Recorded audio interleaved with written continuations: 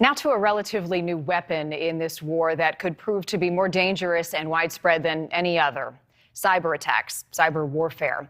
Hundreds of computers wiped clean within Ukraine's government. The website for the country's largest commercial bank virtually unreachable. Internet outages have also been reported across Ukraine, and cell phone service is hard to come by in most of the war-torn region tonight. NewsNation's Michael Schur is live for us in San Francisco. Michael, the U.S. at this point even on high alert for a potential cyber attack.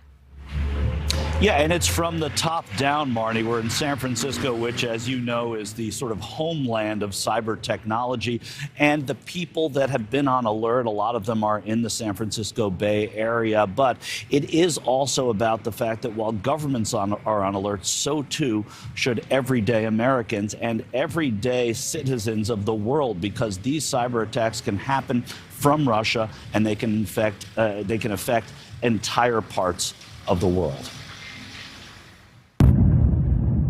Aside from military destruction, the Russian invasion into Ukraine could have a wide-ranging and international ripple effect in the form of cyber attacks. According to San Francisco-based cybersecurity firm Cloudflare, currently 80% of the normal internet load is being seen in Ukraine, but the hard-hit city of Kharkiv is only at 50%, and already there has been more persistent and increased level of cyber attacks in the country.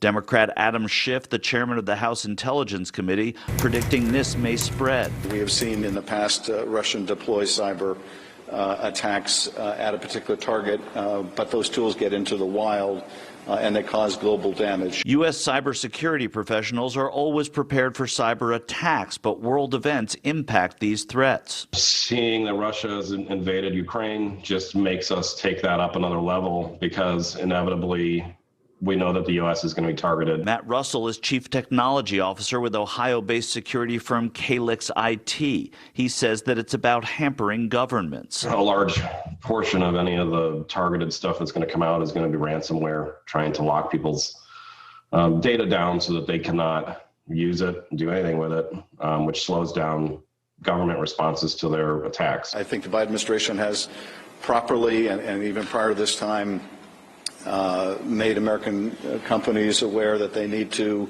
follow best practices. They need to secure their cyber defenses. Russell advising simply that for Americans, not being fooled is still the best defense. Always be wary of any links or documents that you might get from an unknown source in any electronic communications, whether that's an email or a text message. And that this isn't the time for folks to overreact. I'm personally not going to go take all of my family's cash out of the bank and keep it under the mattress, but some people may feel like that is the right way for them.